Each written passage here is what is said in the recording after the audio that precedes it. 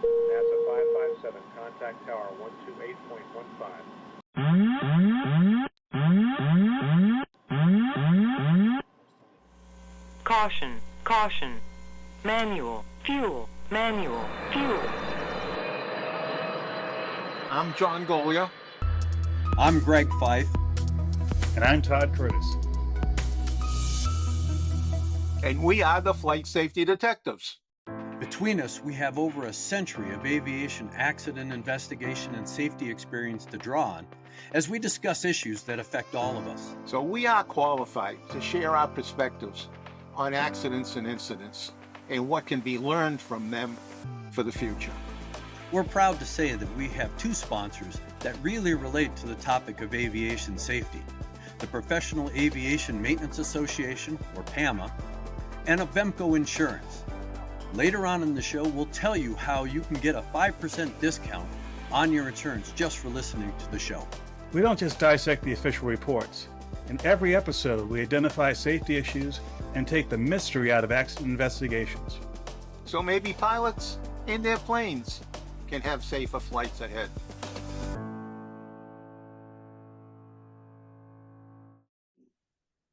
Well, hello, gentlemen. It is another episode of Flight Safety Detectives, except this show is the first show of 2024. So I'm looking forward to having many more for this year.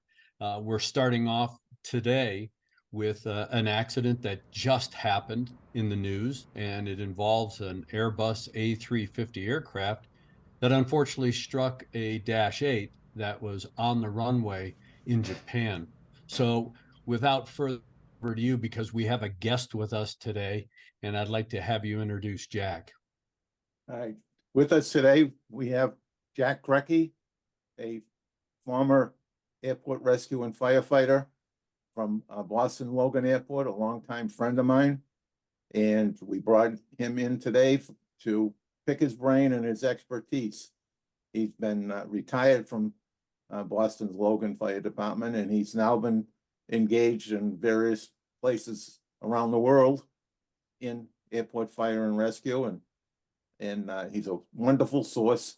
And I don't know if he knows it or not, but he has now signed up for Flight Safety Detectives. He can run, but he can't hide. He will be anchored on this program from henceforth. Welcome, Jack. And you know that, you have no options here. You are a member of the Flight Safety Detectives team. Understood. Thanks, John, for that amazing introduction. I'm glad to be here with you guys. Yeah, well, just don't show all that duress in your face. Okay. If you want, we'll post your credentials on our website, but I wasn't about to read that because it would take the entire program. Okay. So transitioning from that, and we're going to get to your expertise, Todd, to introduce the accident and some of the early things that we know thus far, since we're recording this show a couple of days after the event. So, Todd, I'll just turn it over to you and let you do a good summary for us. Well, thank you. And thanks again for being with us, Jack. The event in question was on January 2nd, 2024 at Haneda Airport in Tokyo. This involved Japan Airlines A350-900 that was on a domestic flight from Sapporo to Tokyo with 367 passengers and 12 crew. Had, from all early reports and from the videos we have of this, it appeared to have a normal landing on the runway. This was in the early evening in Japan, and it struck a Dash 8 that was partially or fully on the runway. We're not quite sure yet. And the A350 had a runway, went to the side of the runway, and all 367 and passengers and 12 crew were evacuated, and there were no fatalities there. Unfortunately, 5 out of 6 people on the Dash 8, which was a Japanese Coast Guard Dash 8, were killed. The captain of that aircraft survived. And the aircraft, an A350, is one of the 2 major wide-bodied airliners that have a composite fuselage, the other being the 787. And this was noteworthy in that this is the first serious crash of either the 787 or the A350. And fortunately, no one got killed. And because it's composite, this aircraft took about 8 hours before the firefighters were able to put the fire out. And as you can see from some of the pictures we're showing in the background, for those of you on the video version of this, the aircraft was pretty burned out. Forward fuselage was almost burned completely to the ground, and most of the rest of the fuselage was destroyed by fire. Well, fortunately, that fire didn't spread very quickly. You know, thank God that the fire was, from the videos, it appears it was following the airplane down the runway, and it gave all those passengers some extra time to get out of the airplane. They did evacuate quickly, but the fire was not engulfing the slides. Even though the nose wheel collapsed, both the front slides were able to be used almost like ramps. You weren't sliding down them, you had to run down them. And the back ones, the slides were sufficiently long so that they did reach the ground. We have seen in previous accidents where the nose wheels collapse or the airplane goes off the end of the runway on a hill, and the tail is so high that those slides don't touch the ground and they become useless. So they had a lot of things going for them.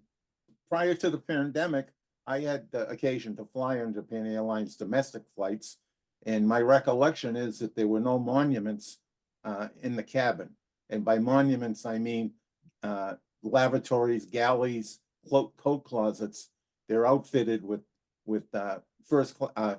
coach seats extensively in the inside of the airplane. So that helps egress, because passengers seem to not like passing through those monuments. They slow down, and it can impede or slow down the evacuation. Fortunately, we're still holding to 90 minutes, 90 seconds, not 90 minutes, 90 seconds on the evacuations of airplanes, regardless of how big they are. And so that really puts the burden on the manufacturers to make sure that we can get these passengers out of these airplanes quickly, because speed at the point in time when something happens is important. Again, the passengers on this airplane were very, very fortunate that the fire was slow to get started around the airplane.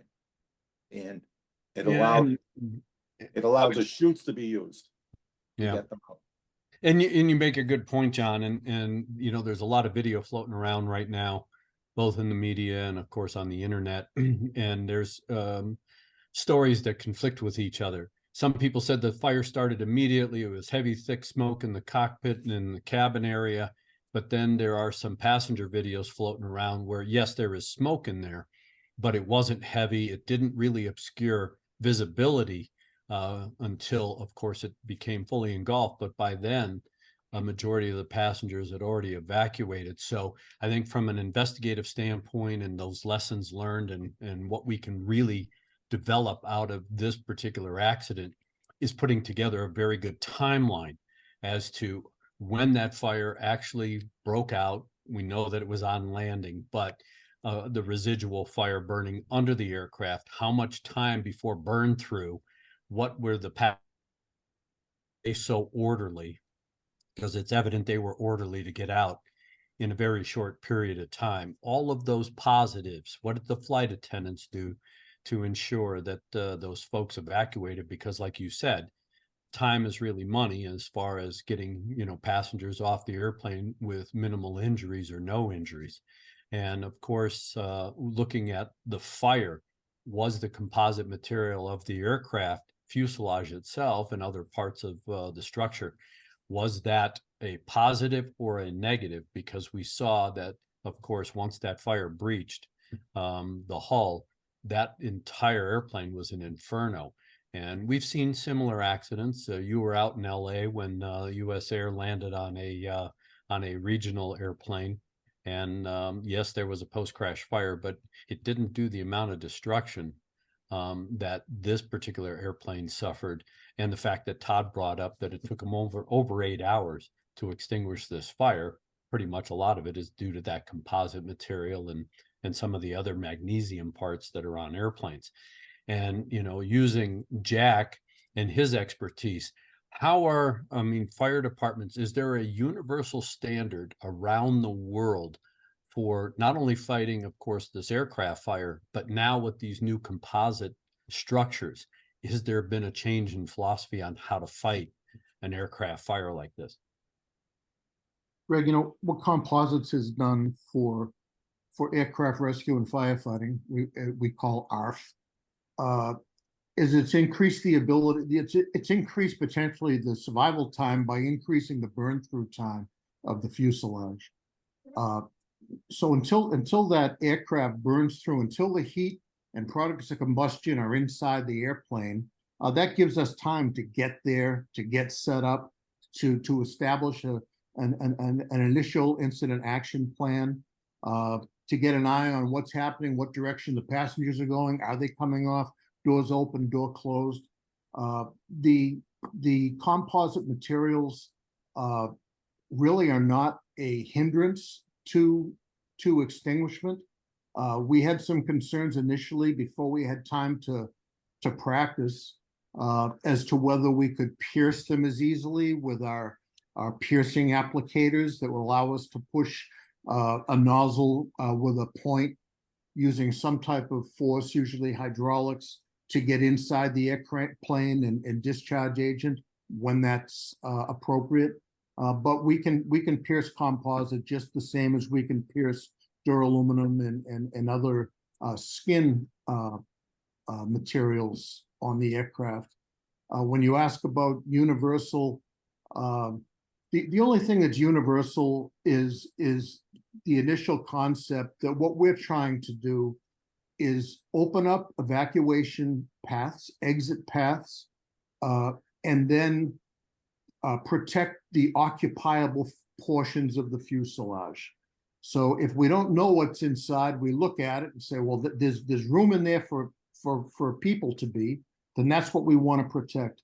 Typically, the fire is coming from under the airplane in that it's pooled fuel that is typically released from an aircraft that searches for and ultimately finds an ignition source. And that's what we want to keep that impingement from coming up against the aircraft and finding a spot that it can burn in and enter. One of the things that we talked about off air, myself, John, and Todd, was the fact that in some of the video, it's obvious that one of the engines was still running, if not both. And whether that was because the crew couldn't shut it down because of damage to the aircraft or whatever, the fact is you still have a running engine. So of course, that's going to be a great source, ignition source for the fuel. Is there a protocol that when you arrive immediately on scene, that you evaluate whether or not you have engines running, and do you do anything to terminate that operation before you start trying to protect those pathways? Because an engine of that size becomes a big vacuum cleaner, and not knowing the power setting on there, you're going to have people that as they evacuate are walking right across the front of that engine or even behind, which creates, of course, exhaust and turbulence, which could blow slides and fan the flames, if you will. Sure. So the first thing, and not just in aircraft rescue firefighting, but as approaching any fire, the first thing you want to accomplish is a 360-degree assessment. So we want to size up everything that's going on there. So on an aircraft of this size, you'd like to think that an aircraft of this size is only landing at an airport that has multiple ARF resources, right? More than one truck, more than one person's eyes.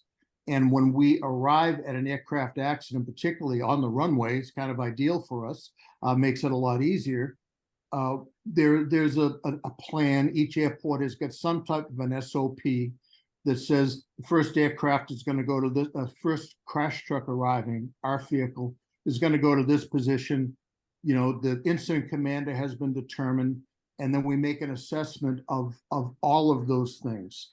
So we've got your initial report might be, yeah, we're on arrival. We've got an A350.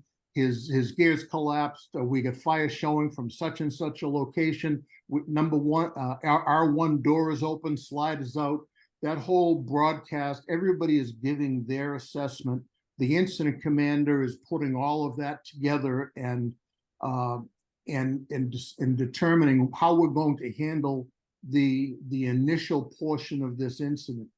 So you mentioned, specifically the engine run. My first crash was in 1982, World Airways at Boston, went off the end of the runway. That high-mounted engine was running. And, well, it turns out the cockpit was in the water. So, we had no communications with the cockpit, but it actually cut that incident in half, right? Because it was at grade. You couldn't get from one side to the other side without running through that jet stream. And then it did. It blew me down the runway, several sets of lights before I could roll onto the other side. During other incidents that we've had, well, the first thing we hope is that we've got communications with the cockpit. So many airports have established a what's called a DEF, a designated emergency frequency, where the ARF commander can, based on a protocol that's already been established at the airport, the tower assigns a frequency. The pilot of the aircraft is put on the same frequency as the ARF commander, and we're able to communicate with them. And from something that is not nearly as serious as this, where maybe we're dealing with just that engine fire, we can talk to the captain, find out how's things inside, Cap. How are your passengers doing? Oh, they're really getting panicky, or no, they're pretty good because they see that you guys are working. When we have an aircraft that we're doing an investigation on, we can request that an engine be shut down. They understand, if they've got an APU, or if they stop on the runway and they're still continuing on taxiing in, they'll typically leave all their engines at idle. And if we have to go onto the airplane, we'll communicate and see if we can get an engine shut down or take a safe route, to get underneath that airplane. We can't shut down the engine from the outside by normal means. I have seen times when we've tried to use agent to choke out that engine. We'd rather not do it that way, but if people are in harm's way, we'll try anything. And it looked like in this particular instance where you have a lot of fire, you have a lot of people mingling around the airplane after they got out, and you still have an engine that's running. Again, is that a priority to snuff that engine so that you don't cause any kind of injury and possible ingestion, again, depending on Sure. power setting and that kind of thing. So, And if you look at some of the photos and videos that we have of this, and the reports, by the way, we're 2 days after the event, but there have been some briefings, one of which was there were 3 exits that were used in the evacuation. And we have from the passengers enough video and still photos to show that the front left and right were both used. Both slides were deployed at a fairly low angle, and the left rear door was used and the slide was at a higher angle. And as you can see from the video, if you're watching the video version of this, the folks coming out of the front right were evacuating in front of what seems to be a running engine. There were sparks coming out the back. I assume chunks of the engine were being thrown out the back. Fortunately, no one was trying to evacuate from the right rear doors, because otherwise the jet blast and the debris would have been in their way. But fortunately, in this case, the 3 exits they were able to use, there was not fire and debris in that area, and they were able to evacuate safely.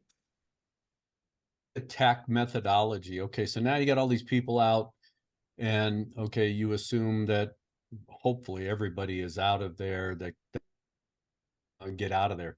What's the attack methodology? Do you start underneath the aircraft because you know that it's probably a fuel-based fire? Are you dousing through the top of the fuselage or through windows? What's the firefighting technique to knock that fire down in short order? Well, again, if there's pooled fuel underneath the fire, you want to contain the fuel fire. When there's fire coming through the top of the fuselage, once that fire vents, a fire is going to vent, whether the fire vents itself or we vent it. If we can vent it, so if you wonder why they chop houses and roofs of houses, holes in roofs of houses that are on fire, is because we want all the hot gases and the heat to follow that up, create a chimney. If you create a chimney on the other opposite end of the house from where it's burning, the house will burn all the way to the chimney you created. Okay, so you want to ventilate in an area that makes sense, in a place that the hot gases and the smoke wants to go. So the fire up in the overhead of the aircraft, if the whole fuselage is already consumed inside to the point that it's coming out the top, that fire coming out the top is not my concern, not initially. I want to stop the fire from impinging on the airplane. I want to get foam on top of the fuel to separate the vapor which burns from the liquid that doesn't burn, and until we get all the people off.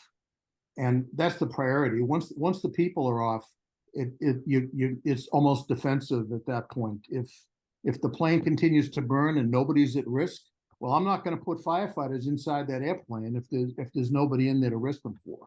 So we'll do a surround and drown after everybody's off, and we'll eventually put the fire out. But understand that when we arrive, we only have the water that's in our tanks. So in the United States, if you're following the minimum requirements for the FAA for an A350, for an Index E aircraft, all the airport is required to have is 3 trucks with a total of 6,000 gallons. Now, all of our Index E airports carry more agent than that, but it's not like you see in the city where the fire trucks stop, they drop a line to the hydrant, then they drive to the fire, then they've got a sustained water source. We have what we carry is what we have. And so we're going to use that to protect the occupiable portions of the fuselage, to protect the rescue paths, and hopefully we have enough agent to contain the fire until the people are off. When everybody's off, now we can worry about getting a secondary supply of water and bringing in tankers or laying line all the way across the airport. We're no longer worried about human life. We're fighting a fire at that point for Lloyd's of London. We jumped over one important point here. Those passengers did get off, and many of them were off before the firefighters were there. And I don't know who yet. It hasn't become clear.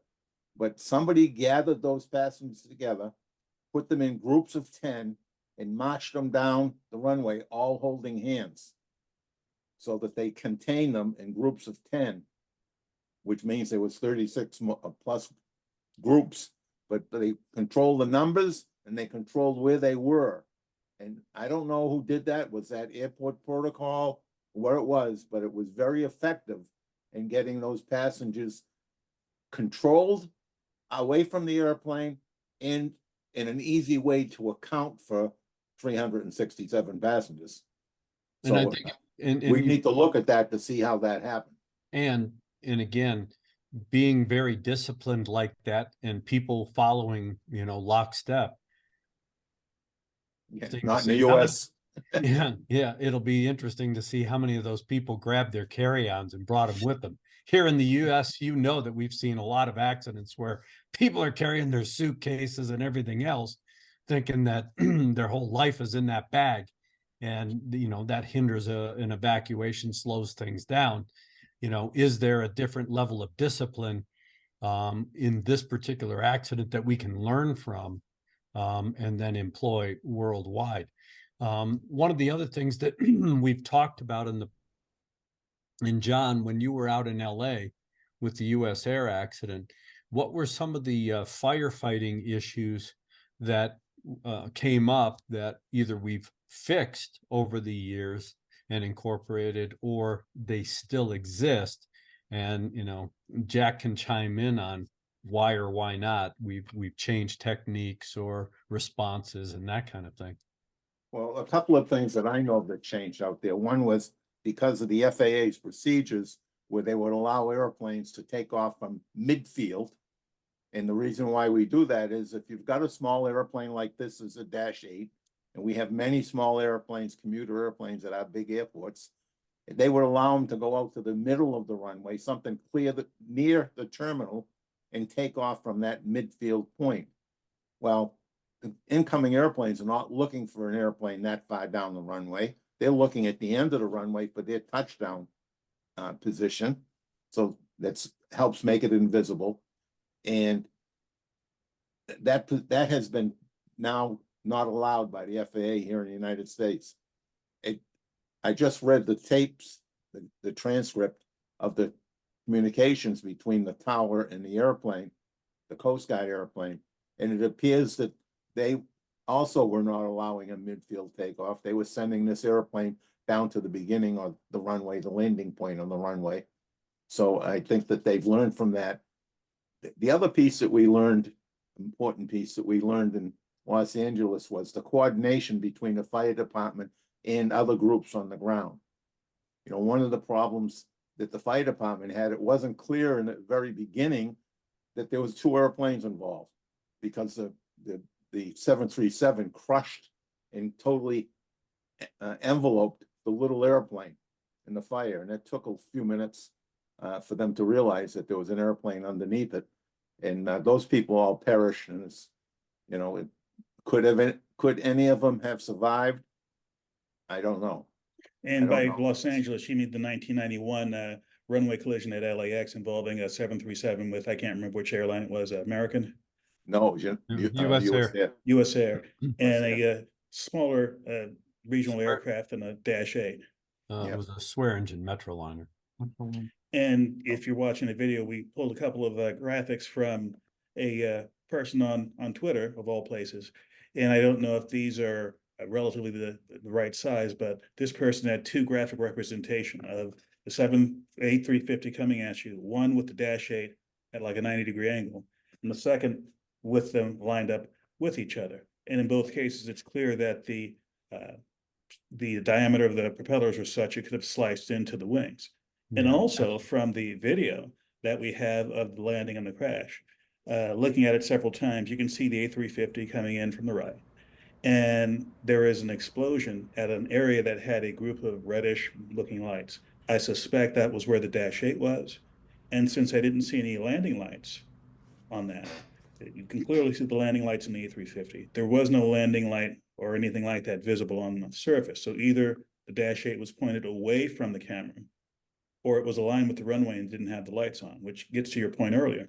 If you're landing at night and there is a airplane on the runway, are you looking a third of the way down the runway when you're trying to land the first 1,000 feet? Yeah, there's a lot of operational issues we're going to get to. I just want to ask Jack, you know, given what happened with Asiana at San Francisco when our response showed up, they're dousing the area with foam, and unfortunately 3 passengers, you know, were not seen and struck by emergency response vehicles. Have we changed anything here in the States, or even, you know, universally around the world, as to, especially at night, rolling up on an accident like that, not knowing where people are? How is it that you approach that? I know you're trying to get to the aircraft, you're ready to pull line and do your thing, but what about the crowd around an airplane? Well, to go back to the LA accident, that accident was one that was used as a factor in a big improvement that came to low visibility response for aircraft rescue and firefighting. That accident in LAX, American 1420 at Little Rock, landing in poor visibility. The airports were getting something called SMIGs at the time, Surface Movement Guidance Control System, where the airplanes were really smart, and they could land technically in 0 vis. I think they're only really allowed to land in 680 RVR or something like that. But for us on the ground, we're saying, hey, wait a minute. When this airport is fogged in, pea soup, we know that there's no flights being conducted. And so, although we may still have emergencies on the airport, you know, my airport was an island, right? You know, the fog was the first place to hit Logan. Mm-hmm. So anyway, a big study was done by the FAA Tech Center in Atlantic City, and they started looking at this technology and this is in 1996, I believe, when they first came out with the advisory circular for low visibility response at the time there was 10 SMIGs airports, which provided us with forward-looking infrared camera capabilities on trucks, which from sometime, you know, in the couple of years after that, the FAA started paying for on all vehicles that were funded by federal money, as well as a GPS system used in a what's called driver's enhanced vision system, so that the vehicles have the ARF vehicles responding have a moving map that shows them on the runway surface. And so now when you're coming up on that USAir and the Metroliner, the firefighters found out after the fact that they had actually driven past, burning aircraft and had no way to see it. There's no visibility. So now we do have capabilities on the trucks for forward-looking infrared cameras. It's hard to find an ARF vehicle without one now. Our awareness, obviously is a little higher. Asiana in San Francisco was a very unique accident. There's an awful lot of things that went right that day in terms of what the aircraft rescue and firefighting folks did. Unfortunately, those things didn't get focused on. In this tragedy, nobody really knows how this female, very small stature female, I think she was pretty young, who was at one point pinned in between seats in that aircraft and may have been brought out of harm's way and placed at a place that looked like a safe spot at the time. And for whatever reason, there was no continuity to that rescue. That person was not taken out clear, and this tragedy happened. The foam that we use now, the foam has changed since then, or it's in the process of changing, but the foam does blanket and separate heat. Those FLIR cameras would not see a person, particularly a person who maybe didn't have any vital signs, but would not see a person under that foam. This is still one of the human parts that we have to hope that there are enough people. There's a lot of airports that only have one firefighter on one of these ARF vehicles. Yeah. You'd like to think that they're not running with the minimum at these big airports, but sometimes they are. And you got to have people on the ground, boots on the ground. You need people that are walking and pointing and looking. It's dark out. There's big ruts from the tires. There's ruts from the airplane. Who knows what the grade is that we're into. So I'd like to think that, since the LA accident, things have improved. Since the Asiana, hey, there's always a chance that something terrible is going to happen, and it did that day. And no, I don't think there's anything that other than having that knowledge and using that incident in our training, that we have more awareness perhaps, but there's no guarantee that it won't happen again, unfortunately.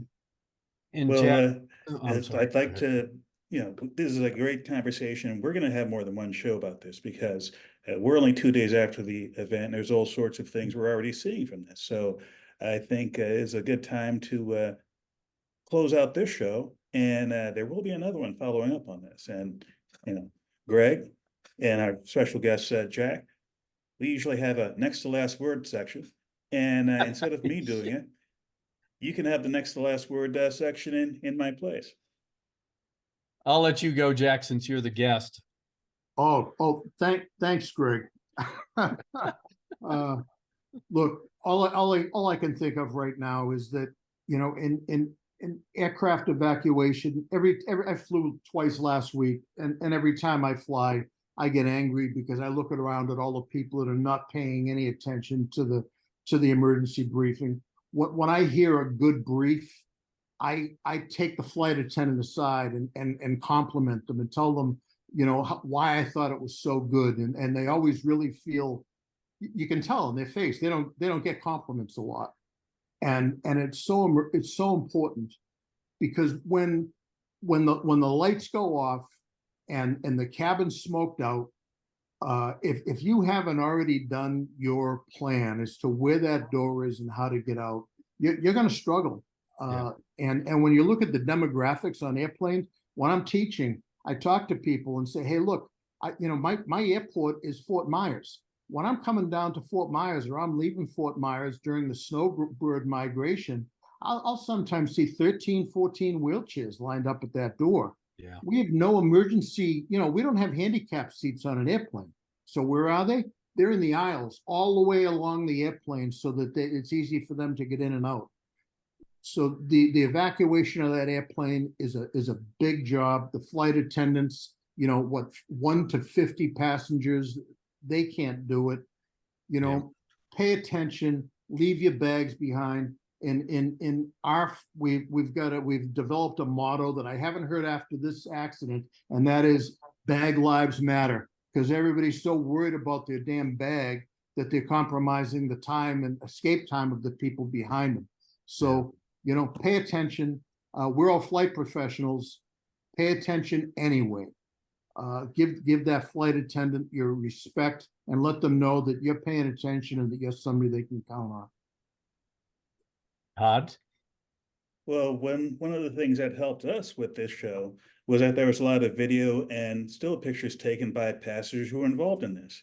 And so far, I didn't see any misbehavior. That is, people taking pictures in places that put themselves or other people in danger. So my word to those who are out there who took pictures, if you have something from this event, whether you're in the aircraft or outside of the aircraft, please share it with the investigative authorities, because sharing it with them and sharing it with the public at large will help us help you in the future.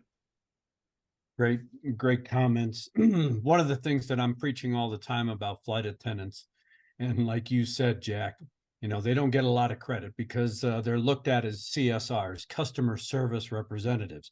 That is not their job. Their job is not to be there to serve you cocktails and lunch. They are a CSR, a customer safety representative. They are the primary resource for your safety as a passenger in the back end of any aircraft. And they deserve a high level of respect, just like the pilots, because they have a safety critical job. And your life is really depending on whether or not they are doing their job and whether you're reacting to their commands. And I think that the lessons that'll be learned from this particular event and how the flight attendants handled it, how, again, why it was so orderly and so efficient in getting that number of people off the airplane in about 3.5 or 4 exits, with the airplane on fire like it was. I think those are going to be some very good, lessons that will help the industry, especially in future events. And John, with that, I will leave you with the last word. Well, the last word for this show definitely deals with the flight attendants. They did a heck of a job from what we can see so far, and ditto on all the comments about passengers not listening, not paying attention. I can understand some of the people like myself and you, Greg, that fly every single week. We can actually probably state the statements that they read verbatim ourselves. But I see so many people that look like very infrequent flyers on airplanes that pay zero attention. And it's so important. So important. So hats off to the flight attendants. And with that, we will wrap this version of Flight Safety Detectives. And like Todd said, we will continue this discussion because now the investigators have to determine how these 2 airplanes came together on a runway. So we'll be delving into what the investigators will be looking at with regard to the operational aspects, crew training on both aircraft, air traffic control issues, air traffic controllers and their particular issues. So stay tuned for part 2 of this particular show. Thank you for checking out our show. We really value our listeners and subscribers. Our podcast gets ranked by you and how much you like it. So please give us 5 stars in your podcast platform. We want to keep in contact with you. We are on Facebook, Twitter, Instagram, and of course, YouTube. You can email the show at flightsafetydetectives@gmail.com. By the way, if you're on YouTube, we're really working on growing the channel, and it helps if you all send in comments. Please do that, and we read all the comments. And be sure to subscribe. Remember, if you're in the market for aviation insurance, you can save 5% with Avemco just by mentioning our show. Visit them at www.avemco.com. That's it for this episode of the Flight Safety Detective. Until the next episode, fly safe.